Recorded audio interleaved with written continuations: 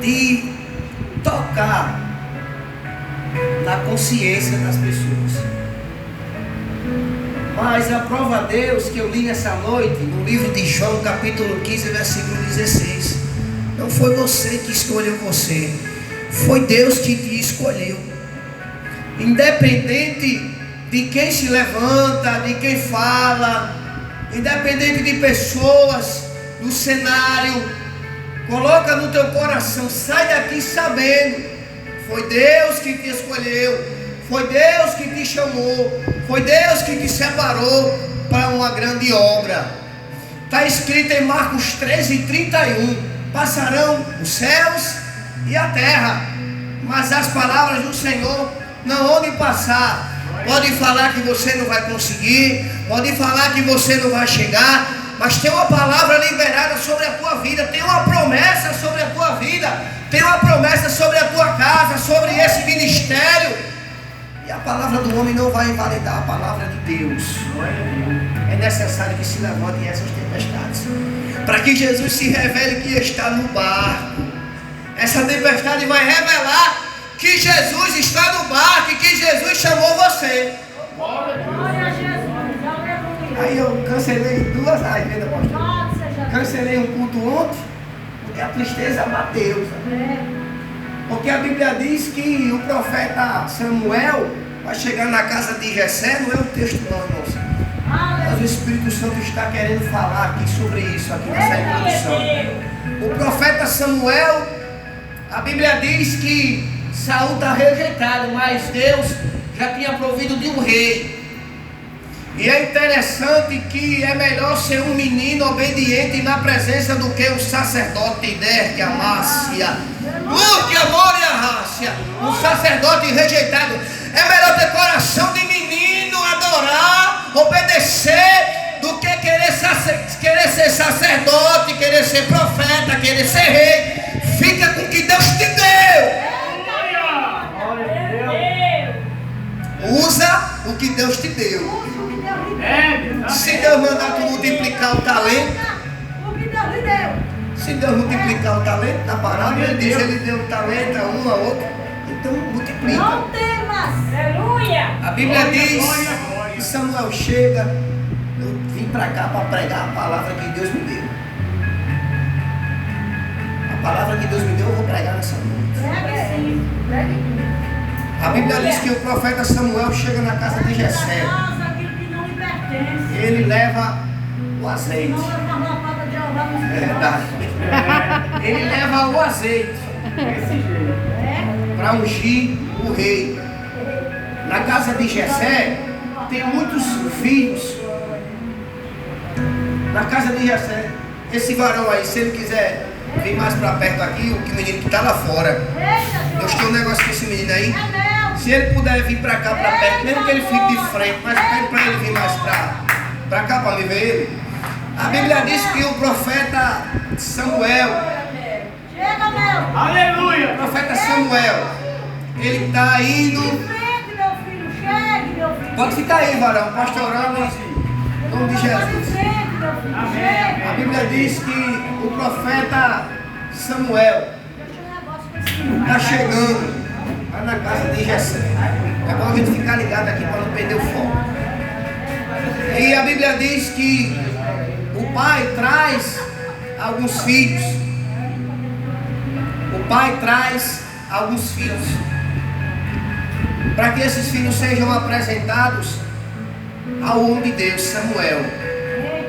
E tem Samar, tem Abinadab, tem lá os homens que estão preparados para a guerra, né? Treinados. E quando começa a passar, aí o Espírito de Deus diz a Samuel: não é Samar, não é esse, não é Abinadab. Tem mais algum? Tem um menino. Eita glória! Um menino. E as ovelhas que ele está pastoreando é tudo ovelha malhada.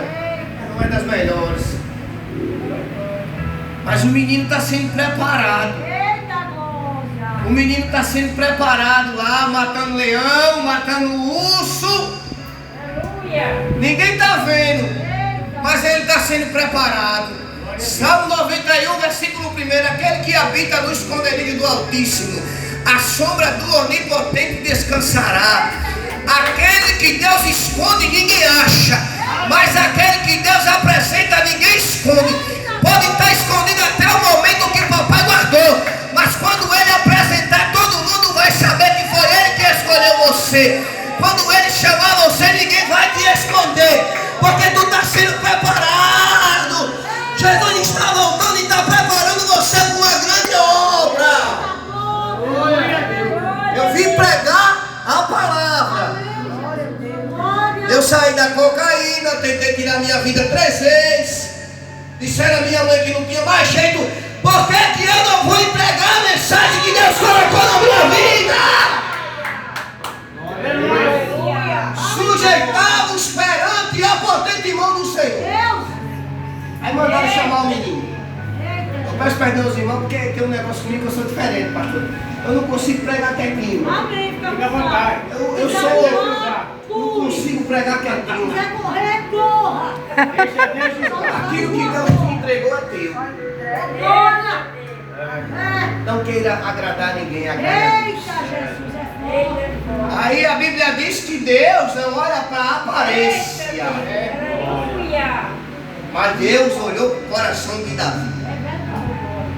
Você está entendendo? Glória a Deus. Que a tua aparência está incomodando,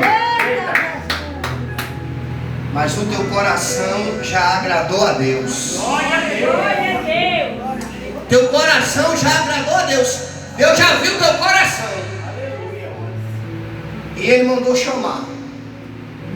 E o menino vai ser ungido. Mas eu não quero me deter nesse texto, porque não foi o texto que Deus me deu. A Bíblia diz que Jesus, no livro de Mateus, Mateus está escrevendo seu livro para os crentes, para os judeus. Mateus era um cobrador de impostos, mas Mateus, ele vai conhecer a Jesus, vai abandonar a alfândega, vai abandonar o serviço de Roma. Roma, o Império Romano, era um império que não aceitou Jesus. E Jesus está tirando Mateus daquele lugar. Mateus ouviu falar de Jesus e Jesus chamou ele, né, Levi, para ele entrar na presença de Jesus e ser um dos 12. E agora Mateus está escrevendo esse livro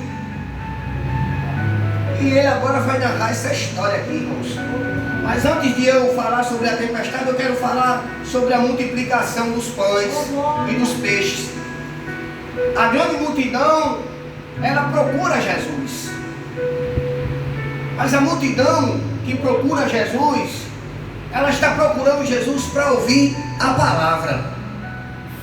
A Bíblia diz que a multidão quer ouvir Jesus, e essa multidão, ela tem algumas necessidades. A multidão é enferma, a multidão tem coxo, mas aquela multidão, ela está procurando quem pode ajudá-la. Roma, o rei, os sacerdotes, eles não foram capazes de dar para a multidão o que a multidão precisava. Mas Jesus está vindo aí com seus discípulos. Aleluia. Jesus, ele no capítulo 4 de Mateus, ele capítulo 3 e 4, ele vai ser conduzido ao deserto. A Bíblia diz que ele agora começa após sair do deserto da tentação, porque a tentação, ela vem como uma grande oportunidade. Qual é a grande oportunidade? Satanás oferece a Jesus os reinos. A necessidade de Jesus naquele momento, irmãos, é de fome e sede. Por isso que ele diz: transforma essas pedras em pães. Porque ele vai tentar na fraqueza de Jesus. E qual é a fraqueza do mestre? É fome. Ele está no lugar deserto. Mas o deserto é a preparação da mídia, a forca, a séria. O deserto é a preparação de Jesus. Porque grande é a obra que Jesus tem, grande é a missão que foi entregue, louvado seja Deus, a Jesus. E Jesus, ele não se embaraça com os pratos que Satanás apresenta para ele no deserto. Jesus sabe para que ele foi chamado, sabe qual é a sua missão, porque está escrito que Deus amou o mundo de uma tal maneira que entregou o melhor, seu filho. E a Bíblia diz em 1 Coríntios, se não me engano, capítulo 13, que o amor tudo suporta. E Deus está suportando ver seu filho na cruz do Calvário. Lá no Calvário, Deus está entregando a vida do seu filho por nós, igreja, por cada um de nós. Arde que me afogue a serra. E a Bíblia diz que o amor suporta tudo, porque o amor não é apenas meras palavras, não é dizer que amo, mas eu aprendo com Deus que Deus está dizendo que amou o mundo e está entregando o seu melhor. Ele fala que ama e prova. E a Bíblia diz que nós devemos amar uns aos outros como a nós mesmos. É verdade. Será que tu tem amado a Cristo mesmo? Será que você realmente entendeu o amor que Deus te deu? Para quando vier a tribulação, a dificuldade, você vai parar, vai entender, peraí, quem me chamou foi Deus. Ele deu a vida do filho dele na cruz por mim. E a Bíblia diz que a multidão está indo até Jesus, porque a multidão sabe que Jesus tem poder para fazer aquilo que o homem não pode. Então para de buscar no homem aquilo que tu tem que buscar em Deus. Eita glória, aleluia. A multidão vai até o mestre e agora ele está ensinando sua palavra para essa multidão. E no momento que Jesus está ensinando, está chegando a tarde, diz o texto, e o lugar é deserto e não tem onde comprar pão e peixe. E a Bíblia vai dizer que os discípulos vai falar com o mestre que as horas já estão avançadas, que o lugar é deserto. E Jesus falou comigo nessa tarde quando eu estudava, irmãos, que enquanto a multidão se disponibilizou para ouvir a voz do mestre, o mestre está provendo no deserto aquilo que a multidão precisa. Oh, calma, sério. O que Jesus está dizendo, enquanto vocês estão aqui ouvindo a minha palavra, eu estou provendo aquilo que vocês precisam. Deus é Deus de providência. Só tinha um pouquinho de azeite e um pouquinho de farinha, mas Ele não deixou faltar nada. Deus é Deus de providência. Deus está provendo para a multidão. A multidão se dispôs a ouvir o mestre.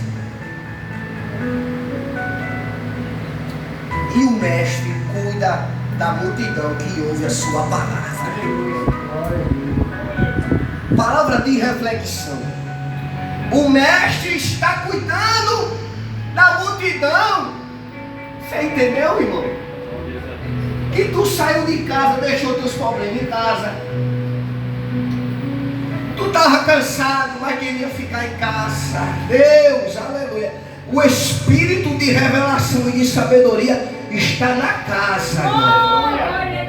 O espírito do conhecimento, da inteligência está na casa. Isaías falou que Jesus viria com esse espírito. E é Jesus que está na casa falando. Enquanto tu está aqui, eu estou multiplicando na tua casa.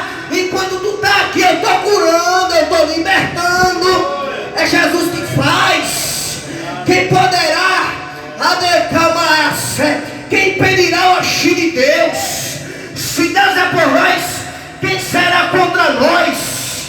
Quem escapará das mãos do Todo-Poderoso, hein, varão? Quem é que escapa da mão de Deus? Aí a multidão, e o pior é que Jesus vai orar à parte e a multidão segue ele. Os discípulos estão com ele, mas a multidão não quer negócio com o discípulo, quer negócio com Jesus.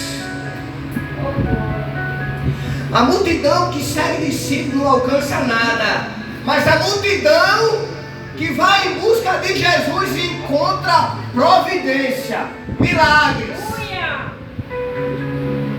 E Jesus não depende do cenário. O discípulo diz, versículo de número... O discípulo diz: e sendo chegada a tarde, os seus discípulos aproximaram-se dele, dizendo: o lugar é deserto, a hora é já avançada. Despede a multidão para que vão pelas aldeias e comprem comida para si. Eles estão em um lugar deserto, a hora já tem chegado e o povo está com fome. E o povo precisa do milagre. Cada um, a Bíblia diz que foi mais de 5.000 pessoas, fora as crianças e os demais. Agora imagine, aquela grande multidão não foi buscar chave de carro, nem chave de casa. Aquela multidão tem uma necessidade, cada pessoa tem a sua. E o mestre vai atender naquele momento a necessidade que o povo precisa. Ele vai curar, ele vai libertar, mas ele não vai deixar faltar o pão. Porque o mestre não despede ninguém de mão vazia. Os discípulos despedem a multidão, mas Jesus não. Eu vou usar o que a gente tem e vou multiplicar. Está entendendo, irmão? Que Jesus vai multiplicar o que já existe. O azeite foi multiplicado, a farinha foi multiplicado, o pão foi multiplicado, o peixe foi multiplicado. É Jesus dizendo: eu vou multiplicar o que você tem. Vou usar o que você tem. Porque Deus vai usar o que você tem para multiplicar. Porque é o que você tem que vai ser gerado um milagre. O milagre vai ser gerado através do que você tem. Mas um discípulo com visão de urubu olhou para 5 pães e 2 peixes. Mas Jesus tem visão de águia.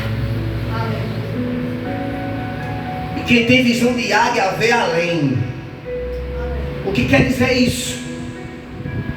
Está escrito lá em Jó 14, 7, 8 e 9. Ainda há esperança para a árvore que se foi cortada. Ainda se renovarão os seus renovos. E se envelhecer na terra a sua raiz ou seu tronco morrer no pó, ao cheiro das águas brotará e dará ramos. A palavra brotar significa florescer, crescer, prosperar, surgir, voar. Jó está dizendo: depois que morreu o homem, acabou-se. Não tem como mais ele fazer alguma coisa, né? Aí Jó está dizendo: eu ainda estou vivo, eu estou enfermo, eu perdi tudo, mas eu estou vivo. Mas morto o homem, acabou-se. Porque Eclesiastes diz, capítulo 12, que o pó voltará para a terra e o espírito voltará para Deus. Mas se tu ainda está na terra, porque ainda tem esperança. Glória a Deus. Se tu está vivo, ainda tem esperança. Jesus não depende de deserto, nem de palavra de homem. Jesus está dizendo: tu depende de mim, rapaz. Tu que quebra a carraça. Tu depende de Jesus. Não é do deserto, não é do teu pai, da tua mãe. Jesus dizendo: eu te chamei. Eu escolhi você.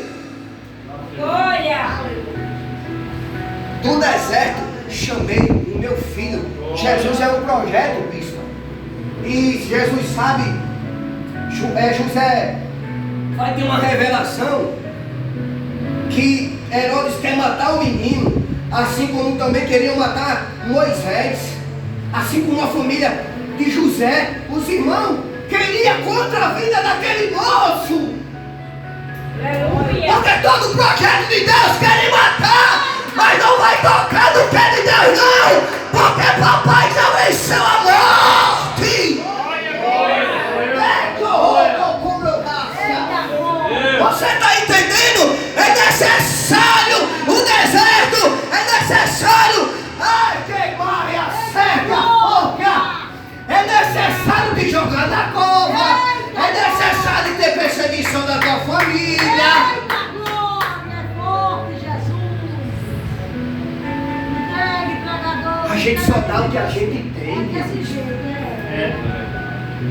Os irmãos de José tinham inveja, mas José tinha fé. Glória a Deus. Os irmãos de José não entenderam que a túnica era para ele. Meu Deus. A túnica é para você, rapaz. É por isso que as tuas lutas são maiores do que a do teu irmão. É por isso que as tuas tempestades são maiores, que os teus desertos são escassos. É porque nessa hora é que Jesus vai dizer: eu te chamei. Eu não dependo do cenário, eu não dependo do tamanho da classe social.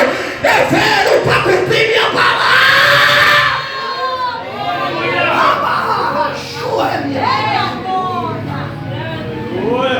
É a promessa. Ele chamou os discípulos.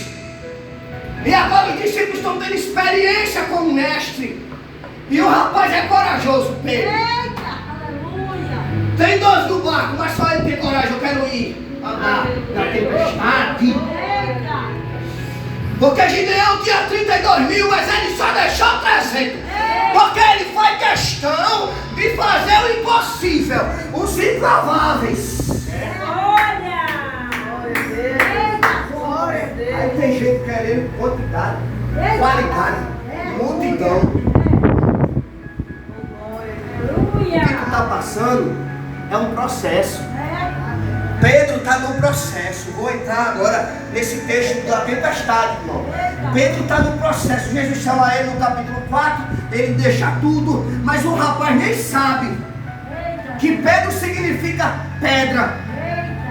Pedro não sabe que ele tem um chamado. É por isso que ele está pertinho de Jesus. É por isso que o mestre trata ele diferente. E quando ele nega, ele vai ser quebrado. Porque ele disse: eu vou contigo. Tu vai nada. Tu tá só de aparência. Papai vai pegar tu como o goleiro de Jeremias 18. Vai extrair. Vai tirar tuas impurezas. Vai tirar o que não agrada a ele. E vai te moldar. Porque jarro bota em todo canto, mas vale só se bota em lugar de estar. É Jesus dizendo: estou te lapidando. É